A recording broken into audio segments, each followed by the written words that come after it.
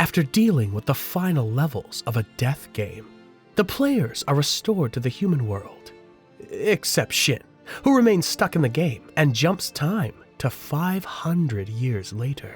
He reunites with his old champion, Schnee, but has drawn the attention of the royal kingdom and Rion, who are eager to find the strongest superhuman hiding among them.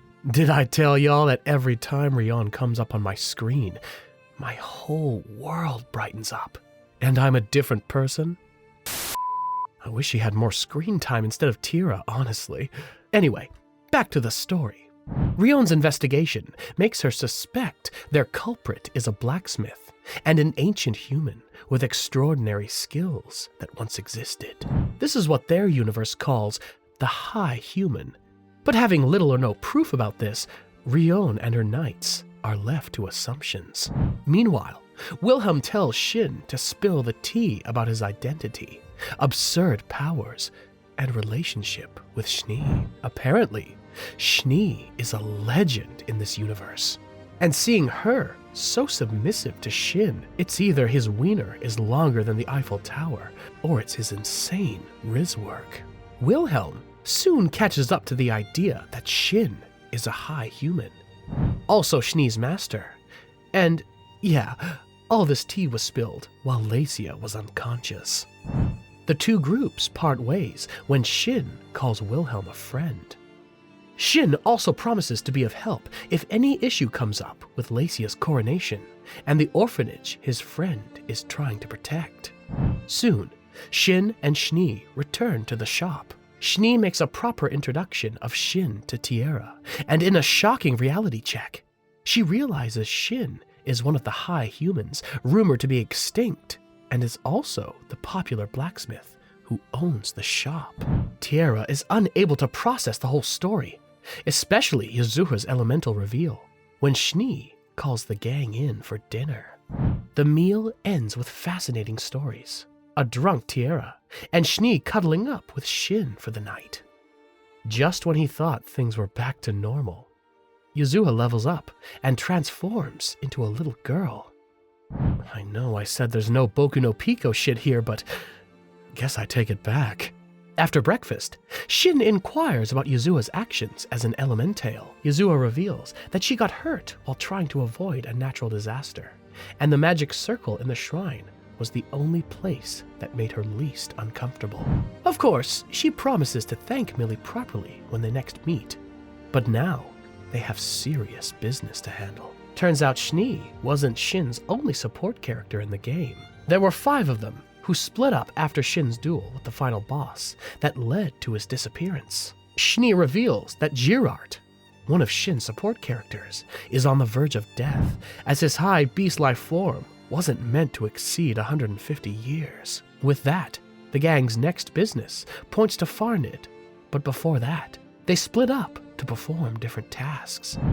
Shin wishes to take a job in Farnid so he can level up faster. Schnee has to report Skullface to the kingdom, while Tierra and Yasuha get ready for their first trip, as the shop will be taken along with them. To achieve all of this, Shin creates a party so they can easily communicate with each other.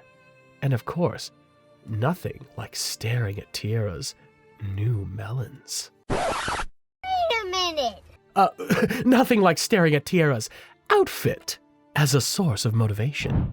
It's Tierra's first time outdoors, and her excitement is similar to a little child.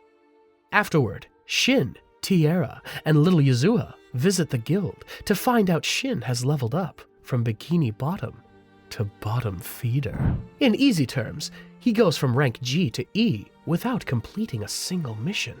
Of course, all of this wouldn't be possible without his battle achievements. Shin wishes to get Tierra registered as an adventurer, as they'll be traveling together.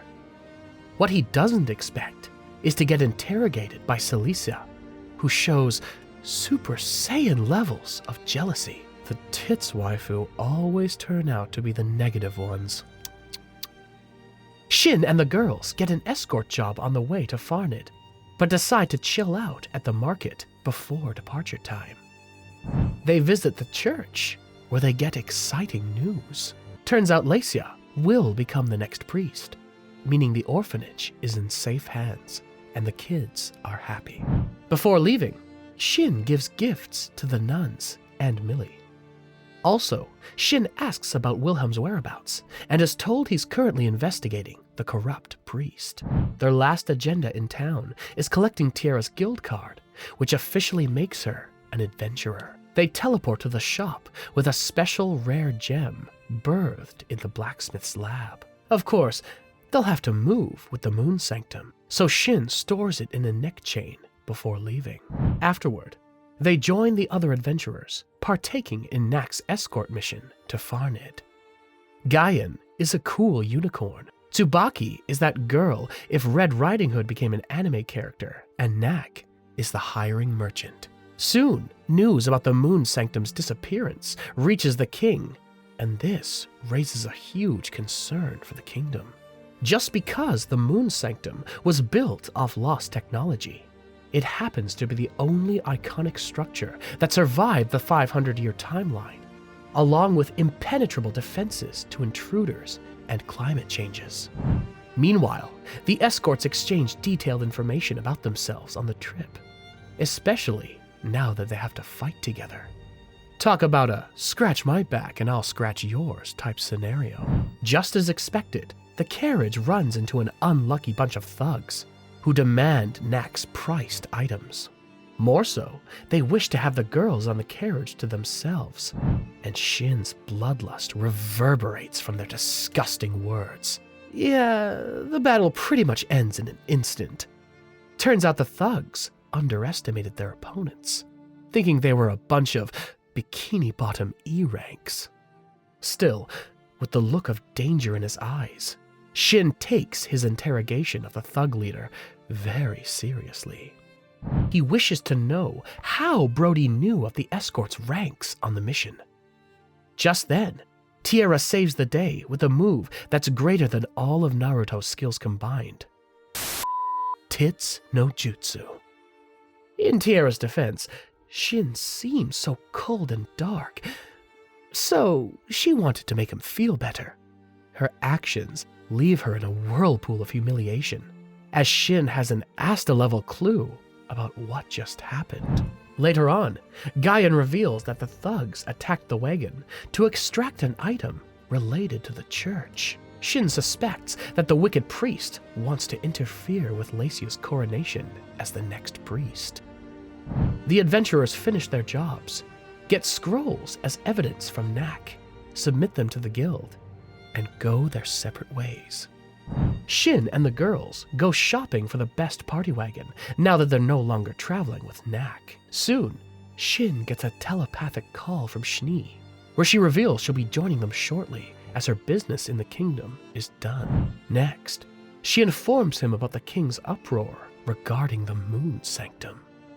Turns out the Moon Sanctum is seen as a treasure that every nation, greedy or not, wants for itself. More so, its ownership gives rights over the legendary Schnee in the nation's military army. Later that evening, Shin rents luxury rooms for the group, while Schnee hunts down a beast to pull the wagon.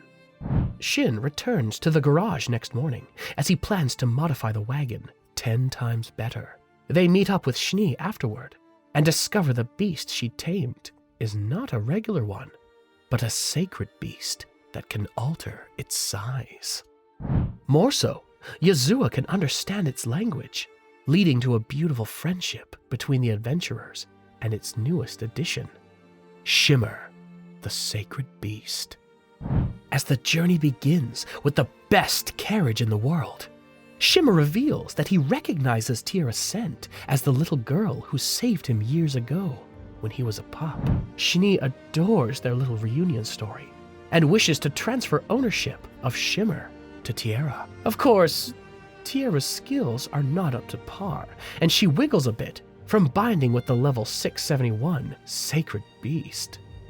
Later that night, Schnee reveals she let Tiara have Shimmer so he can protect her. Shin is thankful that the Sacred Beast has become a trusted ally, but Schnee, on the other hand, is relieved that Tiara and Shimmer can grow together in her absence.